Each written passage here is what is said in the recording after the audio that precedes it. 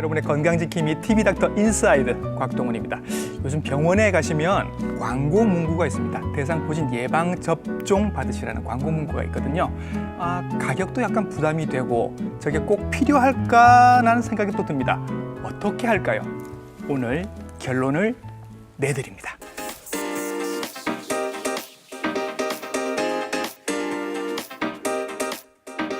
그렇습니다. 대상포진은 단순한 피부병이 아닙니다. 통증의 끝판왕이라고도 불리는 대상포진. 겪어보신 분들은 아마 생생하게 기억을 하고 계실 겁니다.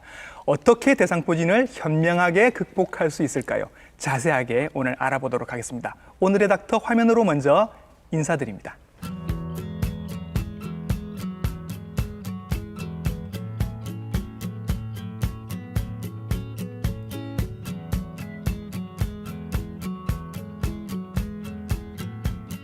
네, 스튜디오로 모셨습니다. 가정의학과 전문의 김서준 선생님이십니다. 선생님 안녕하세요. 안녕하십니까.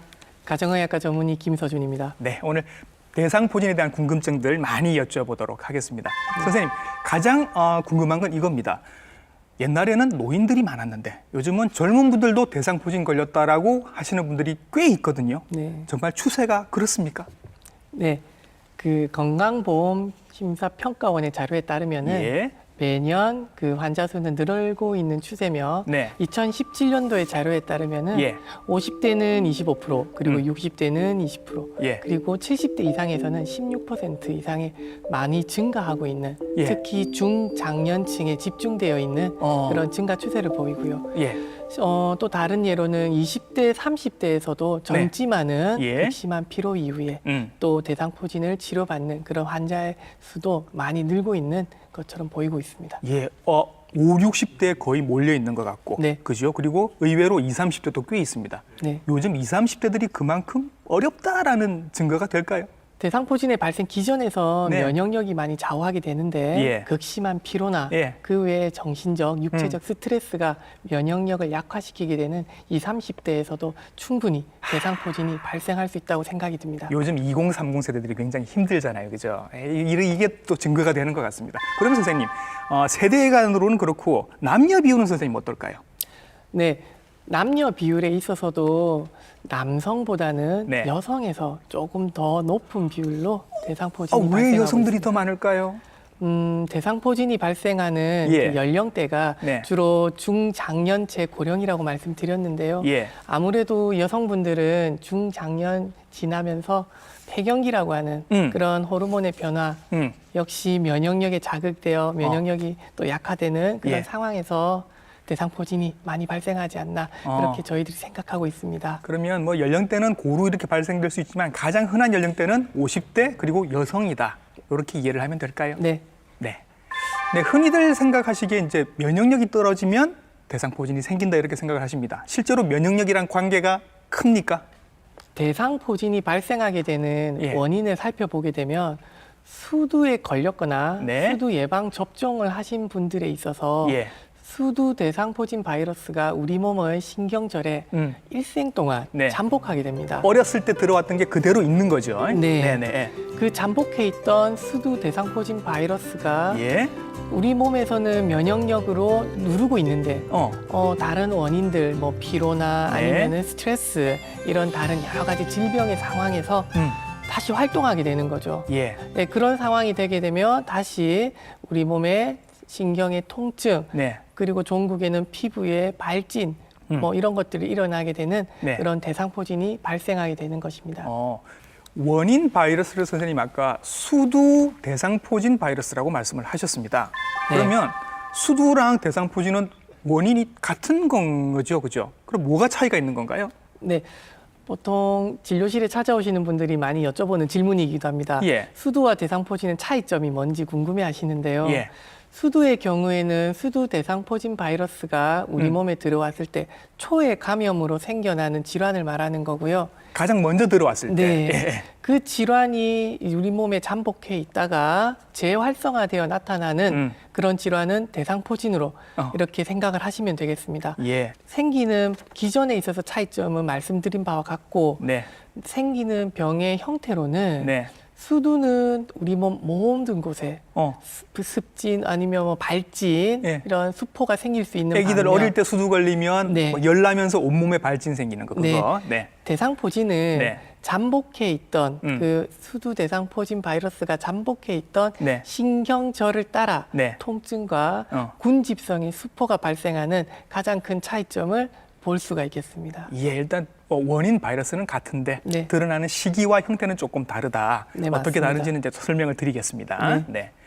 수두를 앓았던 사람 그리고 예방 접종을 받았던 분들이 이제 나중에 대상포진이 생길 수 있다라고 말씀을 하셨습니다. 그러면 본인 기억에 한 번도 수두를 앓지 않았던 분들, 이런 분들은 그러면 바이러스가 들어와 있지 않은데 대상포진에서도 자유로운 걸까요?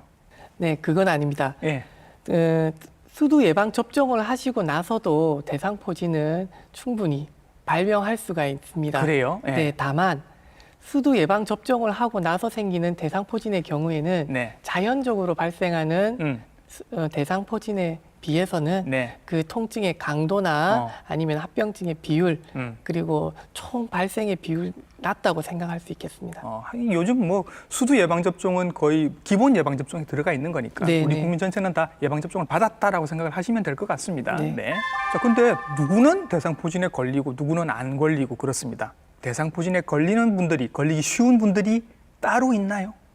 네, 가장 중요한 원인은 나이, 고령으로 생각되고 있습니다. 고령. 네, 예. 그 외에도 뭐 장기 이식을 하셨다거나 네. 아니면은 암 투병 중이시거나 그리고 항암제 등을 사용하고 계신 분들, 면역력 떨어져 있는 분들. 네, 맞습니다. 그렇죠. 예, 예. 그리고 그 외에 스테로이드를 장기간 사용하고 계신 분들, 그 무슨 관절염이나 네. 피부병 때문에 스테로이드 계속 써야 되는 맞습니다. 분들이 계시니까. 네. 네.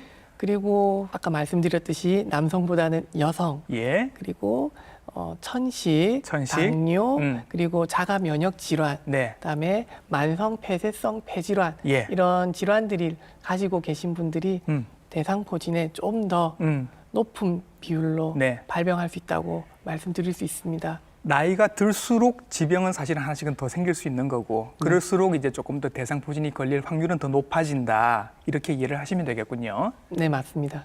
자, 그러면 대상포진이 생기면 일단 물집들이 이렇게 막 생기는 걸로 저희들 알고 있는데 가장 흔하게 생기는 데는 어딘가요, 선생님?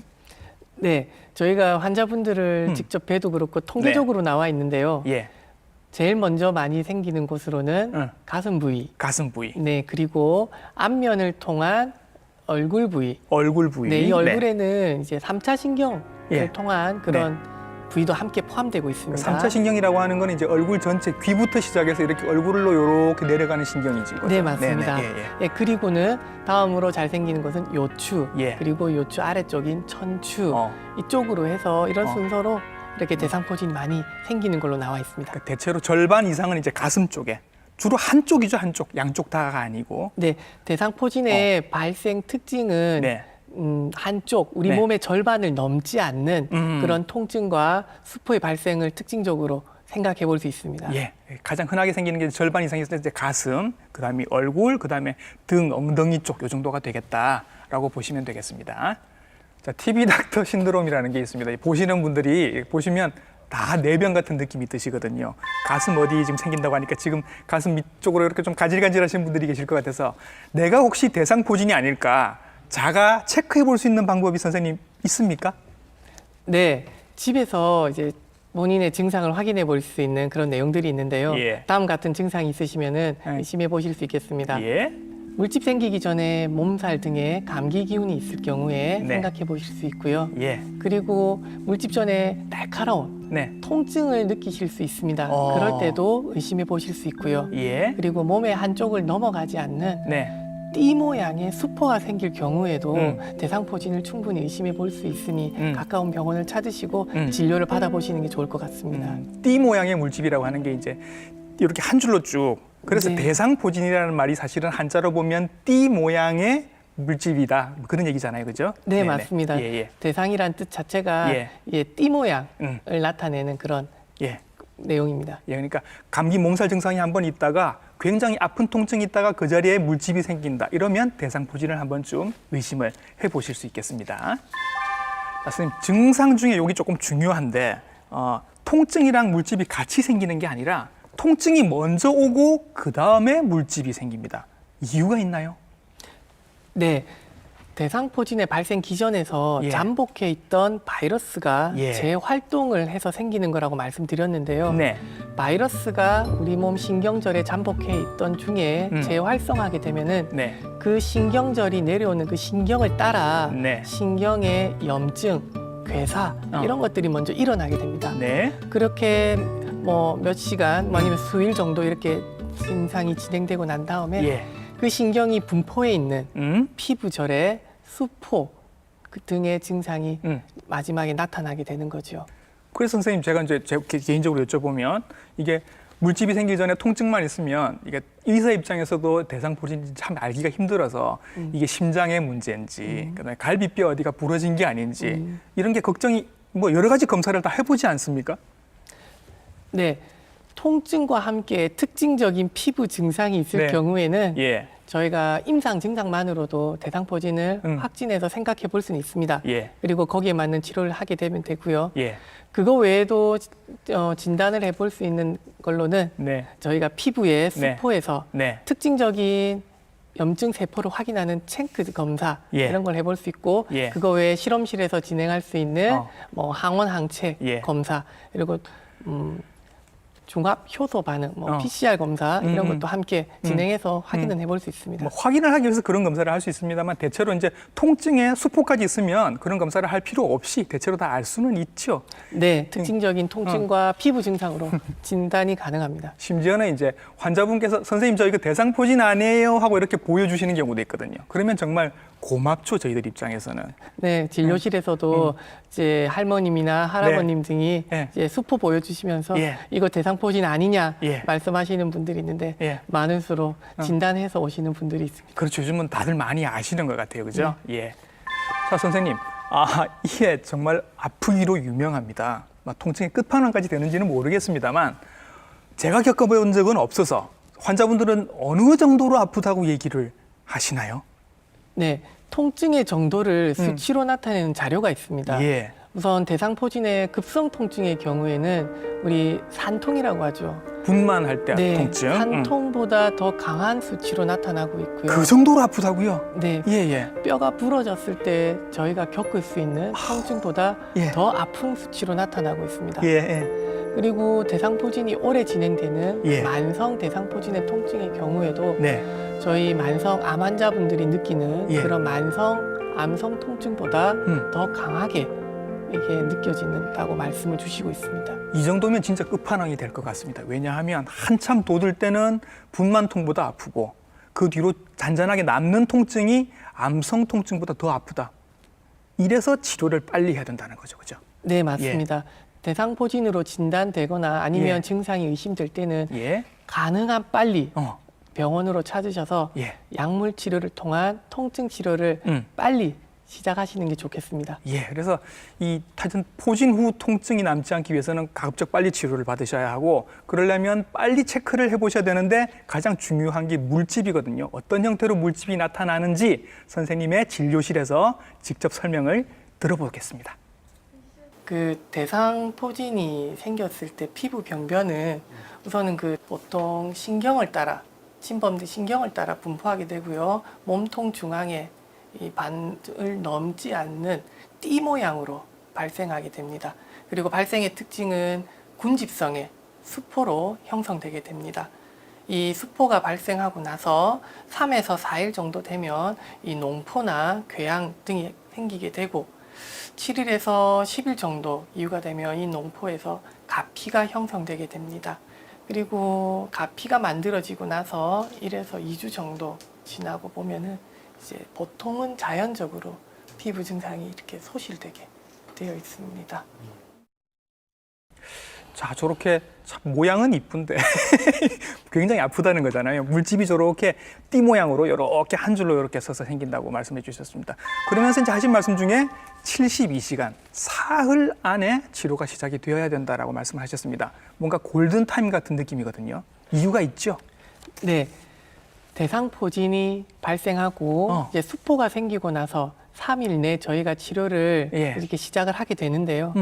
만약에 3일을 넘겨서 치료를 하게 되면은 네. 무전에서는 통증의 강도가 오래 간다, 네. 혹은 합병증의 비율이 높아진다, 이런 내용이 있기 때문에 예. 저희가 72시간, 한 3일 되겠습니다. 예. 그 내에 통증과 염증 치료를 시작하는 게 좋다라고 말씀은 드립니다. 네. 하지만 면역이 떨어져 있으신 분들, 그리고 50대 이상의 고령분들, 예. 그리고 여기저기 수포가 좀 더 생기는 분들, 네. 대상포진일 경우에는 3일 72시간이 지났다 하더라도 네.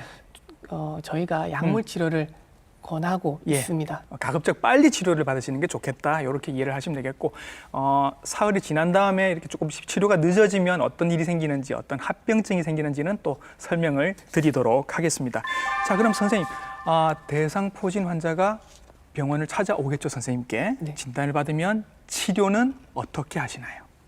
네, 대상포진으로 저희가 확인이 되면은 예. 가장 먼저 항바이러스제와 그리고 통증 치료를 위한 진통제 먼저 사용하게 됩니다. 예. 그리고 나서 이런 약물을 사용해도 네. 통증이 조절이 되지 않거나 예. 더 심해진다. 그럴 경우에는 저희가 항우울제 혹은 항경련제 같은 다른 약물을 함께 사용하고요. 예. 그래도 통증이 더 강해지거나 조절이 잘 안 된다 싶으면은 예. 신경 차단술 등의 예. 시술도 함께 고려하고 있습니다. 야, 이게 이제 아파서 시술까지 받는 건데 신경 차단술 이게 어떤 건지 조금 설명을 해주실까요? 네, 대상포진의 발생해서 바이러스가 저희 몸 신경에 잠복해 있다가 다시 생기는 거라고 말씀드렸고요. 그렇죠. 그 신경을 따라 내려오는 통증을 저희가 경험하게 되는 건데 네. 그 신경 자체를 네. 약물로 사용해서 더 이상 통증을 못 느끼게 하는 그런 시술들을 예. 총칭해서 신경 차단술이라고 생각하시면 될 것 같습니다. 꽤 많은 약물들을 아까 말씀해 주셨습니다. 항우울제도 말씀하셨고 항전간제 같은 것도 말씀을 하셨고 심지어는 신경 차단술까지 쓴다는 얘기는 그만큼 통증이 굉장히 심할 수 있다. 그렇게 이해를 하면 될까요? 네, 대상포진에서 느끼는 통증은 앞서 말씀드린 바와 같이 네. 급성과 만성에서 예. 저희가 생각하는 것 이상으로 예. 많은 고통을 주고 있는 것 같습니다. 예. 네, 수두 걸린 아이들은 학교 안 갑니다. 좋아하죠. 근데 같은 바이러스라고 말씀하셨습니다. 수두 대상포진 바이러스. 그럼 대상포진에 걸리신 분들도 격리를 해야 됩니까?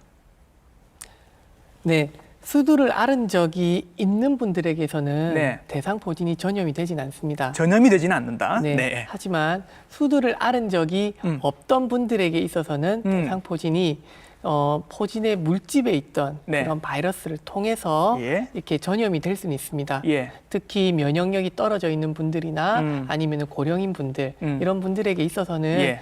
그 물집의 바이러스 때문에 예. 대상포진이 옮을 수는 있습니다. 다만 그, 이때 생기는 질환은 대상포진이 아니라 수두가 발생하게 되는 거겠죠. 일단 뭐 수두만큼 전염성이 있는 건 아니지만 네. 면역력이 떨어져 있는 분들에게는 좀 조심하셔야 되겠다. 네, 맞습니다. 그래서 제가 선생님 받은 질문이 있습니다. 50대 남성분인데 내가 대상포진에 걸렸어요. 근데 이 부인께서 지금 유방암으로 치료를 받고 계시는 거예요. 그러면 내가 각방을 써야 됩니까? 라고 여쭤보시는 거예요. 선생님 어떻게 답변을 해드려야 될까요? 네, 대상포진에 잘 걸리실 수 있는 분들의 예. 내용에 제가 항암제를 쓰시는 분들, 면역이 떨어져 있는 분들이라고 말씀드렸습니다. 예. 이런 경우에는 대상포진에 걸리신 분은 그 항암 치료를 받는 분하고는 좀 네. 격리, 좀 떨어져 있어 주시는 게 예. 좋을 것 같고요. 예. 초기에 물집이 생기기 전에 그리고 물집이 생기고 나서 딱지가 앉았을 경우에는 네. 전염되는 게 아주 낮으니까 네. 물집 생겼을 그 시기를 조심해 주시면 될 것 같습니다. 예, 길게 잡아도 한 2주 정도 생각하시면 되겠네요. 그렇죠? 네, 맞습니다. 예. 자, 그리고 대상포진은 한참 아플 때, 그때 말고 그 뒤에 합병증이 더 중요하다라고 얘기를 합니다. 어떤 합병증들이 있고 왜 조심을 해야 되는 걸까요? 네, 대상포진은 우리 몸 신경절에 잠복해 있다가 생기는 그런 질환입니다. 예. 그래서 그 대상포진이 처음에 어디에 잠복해 있었느냐에 따라서 합병증이 생길 수가 있겠습니다. 예. 먼저 얼굴 쪽에 네. 잠복해 있었던 경우라고 하면 네.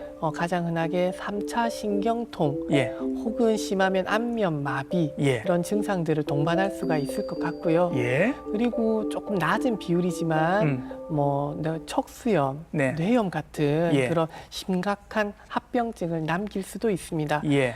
모든 다른 어떤 특별한 신경절을 떠나서 예. 남을 수 있는 가장 흔한 합병증으로는 치료는 다 됐는데 통증이 계속 남아있는 네. 포진 후 통증 네. 들 수가 있을 것 같습니다. 예. 그리고 이게 안면신경을 이렇게 3차 신경을 이렇게 침범할 경우에는 3차 신경 사실은 눈으로도 가고 뭐 귀로도 가고 혀로도 가고 이렇거든요. 이쪽이 침범이 되면 이쪽의 기능상의 문제를 나중에 만들 수도 있겠죠. 네. 만약에 안구 쪽을 침범하게 되면 망막염, 예. 어떤 홍채염, 각막염 이런 증상들을 남길 수도 있고요. 시력에 문제가 생기겠군요. 네. 예. 그리고 3차 신경증 중에서 이제 청력을 네. 담당하는 쪽 근처로 신경을 침범받게 되면은 청력이나 아니면 귀 안에 염증, 중이염 이런 것도 함께 발생할 수 있을 것 같습니다. 예. 그리고 이제 혀로 가는 쪽도 이렇게 침범을 하게 되면 이렇게 맛을 못 느끼는 분들도 나중에 있다. 그렇게 얘기를 들은 것 네, 같습니다. 면역이 약하신 분들 같은 경우에는 예. 혀 안쪽에 이렇게 궤양이나 심한 증상을 함께 동반된 예. 미각 상실 등도 함께 올 수 있습니다. 이런 게 나중에 장애로 남으면 큰일 나니까 빨리 치료를 하셔야 되겠습니다. 네. 자, 이제 시기를 놓쳐서 뭐 급성기는 지나갔어요. 이제 발진도 사라지고 발진이 한참 있을 때 그 통증은 이제 사라졌는데 치료를 제때 못 받으면 이 뒤로 그 뒤로 해서 뭔가가 남는다라고 얘기를 하더라고요. 네. 그 초기에 예. 약물 치료를 늦게 하거나 예. 아니면은 계속 그 통증을 방치하게 될 경우에는 네. 저희가 포진 후 통증이라고 하는 합병증이 남을 수 있게 됩니다. 네. 저 진료실의 환자분 중에 일례를 말씀드리면은 네. 60대 남자분이시고 천식 네. 그리고 고혈압 등으로 치료를 받으시는 분인데요. 지병이 있으신 분이군요. 네. 예. 통증이 생기고 수포가 생겼음에도 불구하고 그냥 댁에 계시다가 통증이 너무 심해져서 네. 진료실을 찾고 저희 대상포진 진단과 약을 치료는 시작은 하셨습니다. 네. 근데 좀 늦게 시작을 하셨어요. 72시간 지나서. 네, 네. 지금은 거의 2달 정도 되는데도 예.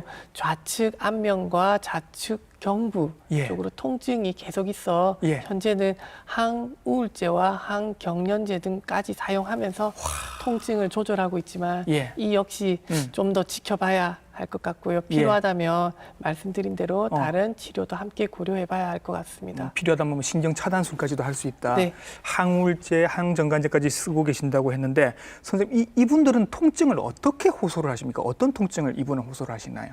네, 신경에 관련된 통증의 가장 큰 특징은 예. 칼로 자르는 듯한 통증이다. 예. 혹은 베이는 듯한 그런 통증, 아니면 불에 타는 듯한, 예. 아니면은 쩌릿쩌릿한, 쥐어짜는 듯한 그런 신경이 내려가는 쪽으로 해서 이런 예. 통증을 느낄 수가 있다고 하십니다. 이런 통증이 그러면 낮밤 구별 없이 계속되는 거예요? 네, 통증은 강도는 아까 말씀드린 대로 그렇게 세게 오고 예. 통증의 시기는 네.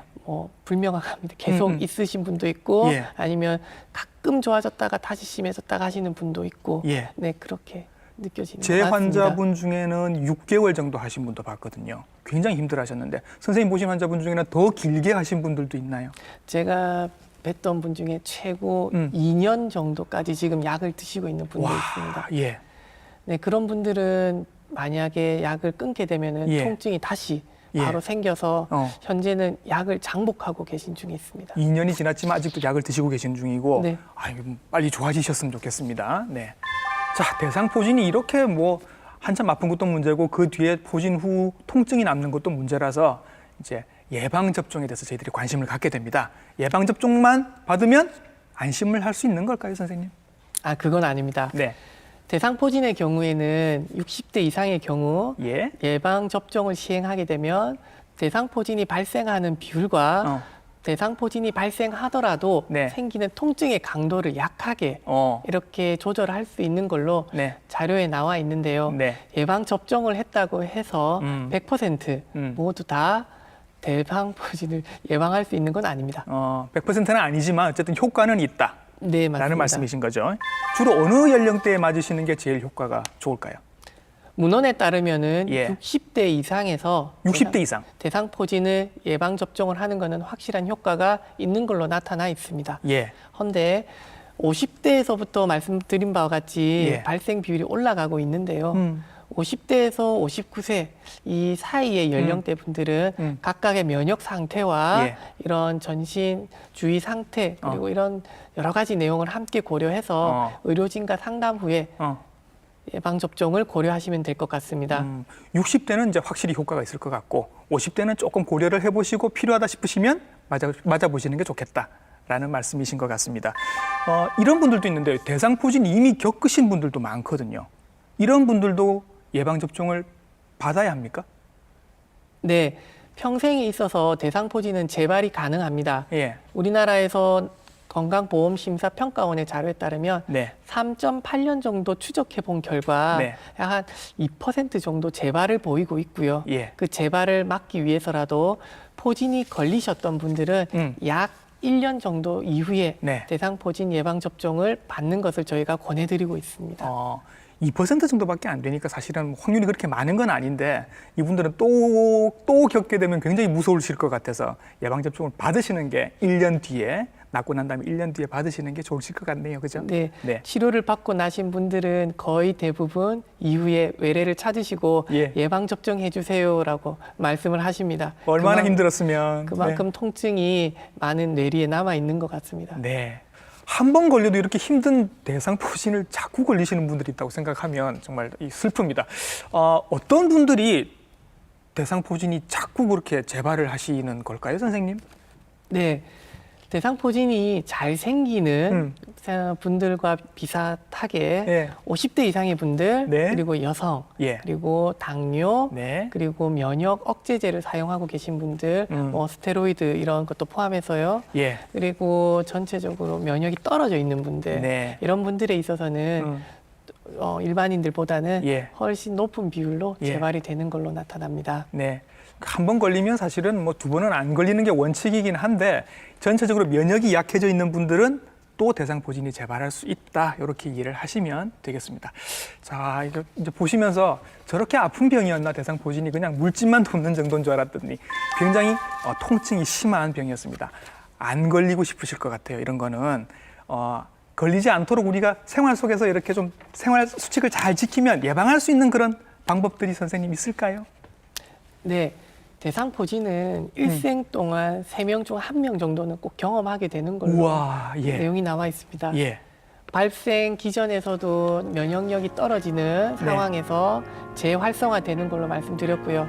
저희가 생활을 할 때 이런 면역이 떨어지는 상황을 피하게 되면 가장 좋을 것 같습니다.